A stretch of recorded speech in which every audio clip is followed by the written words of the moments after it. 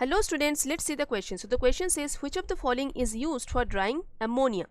तो सबसे पहले समझते हैं कि अमोनिया जो है इसका नेचर क्या है। अमोनिया एक बेसिक नेचर का सब्सटेंस होता है ना। इसका नेचर जो है एसिड बेस के हिसाब से अगर देखा जाए तो इसका नेचर बेस जैसा है, यानी बेसिक है।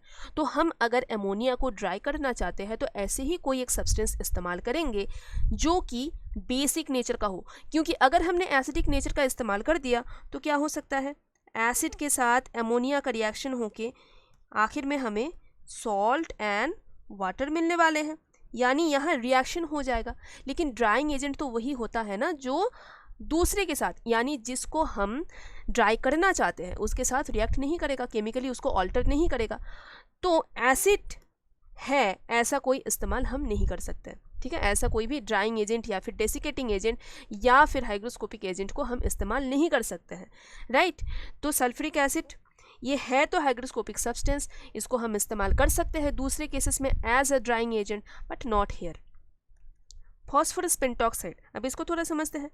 ए में तो सल्फ्यूरिक एसिड लिखा हुआ था तो एसिड पता ही चल रहा है। अब फॉस्फोरस पेंटॉक्साइड का प्रॉब्लम क्या है, देखो फॉस्फोरस पेंटॉक्साइड जो है ये फॉस्फोरस ये नॉन मेटल है ना। अब आपको पता है कि नॉन मेटल का जो ऑक्साइड होता है, नॉन मेटल का ऑक्साइड क्या होता है, एसिडिक ऑक्साइड होता है। तो ये भी एसिडिक नेचर का है, यानी ये भी अमोनिया के साथ रिएक्शन करके कुछ सॉल्ट एंड वाटर बना सकते हैं। तो फॉस्फोरस पेंटॉक्साइड को हम यूज़ तो कर सकते हैं for other cases as desiccating agent या फिर drying agent, but not in the case of ammonia. तो ये भी यहाँ पे इनकरेक्ट है। क्विकलाइम, अब ये क्विकलाइम क्या है, क्विकलाइम है कैल्शियम ऑक्साइड, और कैल्शियम क्या है, कैल्शियम तो मेटल है, तो ये एक मेटलिक ऑक्साइड है। अब मेटलिक ऑक्साइड क्या होता है, मेटलिक ऑक्साइड तो बेसिक नेचर का होता है। इसका नेचर अगर एसिड बेस के हिसाब से देखें तो ये बेसिक नेचर का होता है, और क्योंकि ये बेसिक नेचर का होता है तो बेस बेस आपस में रिएक्शन नहीं करने वाले हैं। So that is why quicklime which is a hygroscopic substance, यानी हाइग्रोस्कोपिक, बार बार मैं जो कह रही हूँ, हाइग्रोस्कोपिक का मतलब क्या है, हाइग्रोस्कोपिक का मतलब है जो एटमॉस्फेयर से मॉइस्चर को एब्जॉर्ब कर सकते हैं। तो ये भी लिख लेते हैं, हाइग्रोस्कोपिक यानी एब्जॉर्ब्स